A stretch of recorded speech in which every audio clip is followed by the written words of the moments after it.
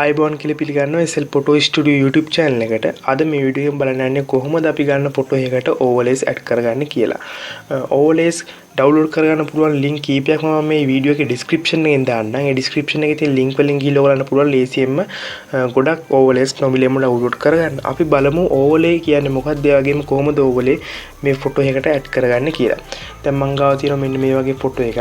දැන් මට ඕන මෙන්න මේ ෆොටෝ එකට overlay එකක් add කරගන්න. මුලින්ම අපි overlay download කරගන්න ඕන. overlay images විදියට තමයි තියෙන්නේ. අපි මේ විදියට overlay download කරගත්තට පස්සේ අපිට පුළුවන් මේ ෆොටෝ එකට overlay add කරන්න. දැන් මට overlay add කරගන්න ඕන ෆොටෝ එක මේ විදියට Photoshop වලට open කරන් ඉන්නේ. ඊට පස්සේ file ගිහිල්ලා open වලින් අපේ overlay download කරපු folder එකට අපිට යන්න පුළුවන්. ගිහිල්ලා එතනින් අපි කැමති overlay එක තෝරගෙන මෙතෙන්ට ගෑල්ලා දාන්න පුළුවන්. ඒ වගේම overlay කීපයක්ම තියෙනවා. cloud overlays තියෙනවා. ඒ වගේම sun overlays තියෙනවා. lens flare තියෙනවා. bokeh overlay තියෙනවා. මේ එක එක overlay වර්ග වලින් පුළුවන් අපිට image එකක් ලස්සන කරගන්න. දැන් මම මේ open කරගෙන තියෙන්නේ bokeh overlay කීපයක්. මේකේ light effect තියෙනවා. light effect ම තමයි මේක ගොඩක්ම තියෙන්නේ. අපි මේ පින්තූරයට ගැලපෙන මේ විදිහේ overlay එකක් තෝරලා ගමු. තෝරලා අරන් බලමු කොහොමද ඒක මේ image එකට add කරගන්න කියලා. හරි මම මෙන්න මේ overlay එක තෝරගන්න මේ image එක add කරගන්න මම මේක select කරලා මෙතනින් open දුන්නාට පස්සේ මේක අපිට Photoshop වලට open කරගන්න පුළුවන්. එහෙම නැත්නම් අපි මේ folder එක open කරලා ඒක drag කරන් ආවිල්ලා මේ photo එක උඩ drop කරත් අපිට ඒක add කරගන්න පුළුවන්. හරි මේක දැන් වෙනම add උනේ. මම මේක මේ විදිහට මගේ අනිත් photo එක උඩ දා ගන්නවා.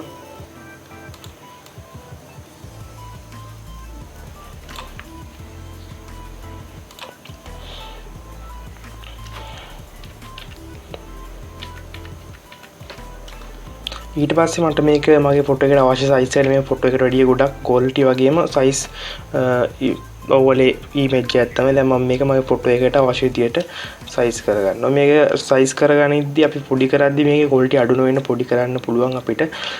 මේකට duplicate convert to smart object කියන උඩ click කරන්න. click කරලා පස්සේ මේක smart object එකක් විදියට අපිට බලා ගන්න පුළුවන්. ඊට පස්සේ අපි මේක shift එක alt එක click කරගෙන මෙන්න මේ වගේ දෙපැත්තෙම සමානව පොඩි වෙන විදියට අපිට පුළුවන් මේක image එකේ size එකට හදාගන්න. ඒ වගේම control බින්දුව ඊට පස්සේ මේක default size එකට අපිට ගන්න පුළුවන්. ඊට පස්සේ මම මේ ගානට මේ image එකේ size එකට හදාගෙන enter කරන්න. එහෙම නැත්නම් මෙතන right mark එක click කරන්න. ඊට පස්සේ අපිට පුළුවන් දැන් අපේ image එක යට තියෙන්නේ අපි මේ දාගත්තු bokeh overlay එක උඩින් තියෙන. ඊට පස්සේ අපිට මේක අපිට පුළුවන් මේකේ මේ අපිට ඕන දැන් මේ රතු පාට විතරයි. ඒකින්ද අපි මේ කළු පාට screen එක අයින් කරගන්න මෙතන blend in mode වලින් normal වලින් මෙතන screen කියන එක දෙනවා. screen කියන එක දුන්නාට පස්සේ බලා ගන්න පුළුවන් මෙන්න මේ විදිහට ලස්සන effect එකක් add වුණා. දැන් මේ effect එකේ තියෙන මේ යගේ red light එකකින් මේකේ මූණ වැහිලා තිනවා. ඒකින්ද අපි මේකේ පැත්ත මාරු කරගමු. මේ ටික මේ රතු පාට ටික මේ පැත්තට ගෙමු.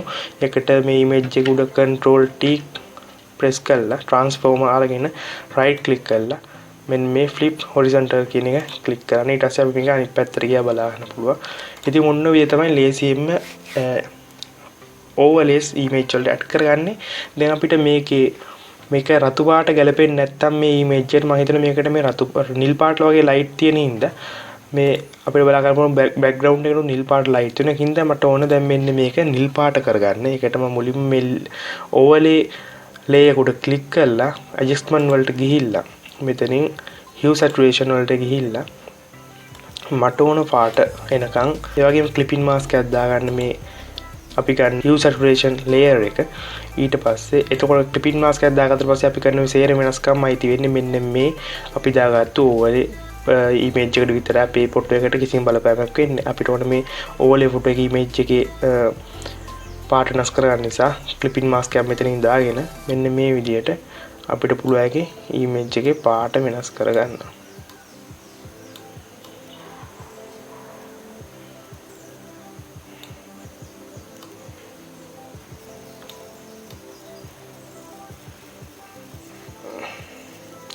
හරි ඔන්න ඔය විදිහට මම මේකට දාගත්තා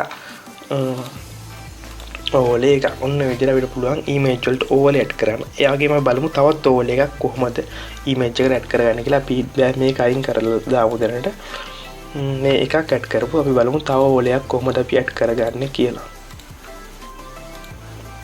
ඒකටත් ෆයිල් වලට ගිහලා ඕපන් වලට ගිහලා අපි කැමතිම ඕලයක් සිලෙක්ට් කරගන්න. මම මෙන්න මේ වගේ බලන්න මේක ඕපන් කරගෙන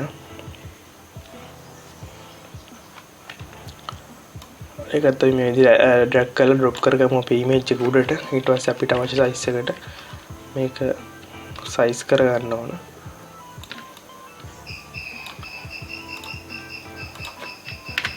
සයිස් කරගෙන මම මේක උඩ ක්ලික් කරලා මෙතන බ්ලෙන්ඩින් මොඩ් වලින් ස්ක්‍රීන් කියන එක දෙනවා.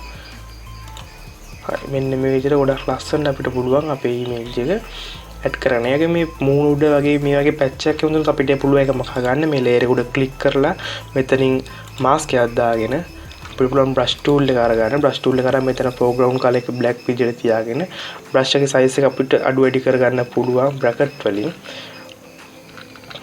එහෙම නැත්නම් ඕල්ට් එක ක්ලික් කරලා මවුස් එකේ රයිට් බටන් එක ක්ලික් කරගෙන මේ විදිහට left and right drag කරද්දී අපිට පුළුවන් මවුස් බ්‍රෂ් එකේ සයිස් එක අඩු වැඩි කරගන්න.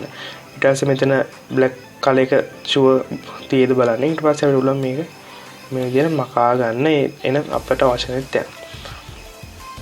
ඉතින් කලින් වගේ මේකෙත් අපිට පුළුවන් පාට වෙනස් කරගන්න. මේ ලේයර් එක උඩ ක්ලික් කරලා ඊට පස්සේ අපිට පුළුවන් මේ adjustment layer වලින් user fusion ගිහිල්ලා clipping mask එකක් දාගෙන මෙන්න මේ විදිහට අපිට අවශ්‍ය පාට වෙනස් කරගන්න පුළුවන්.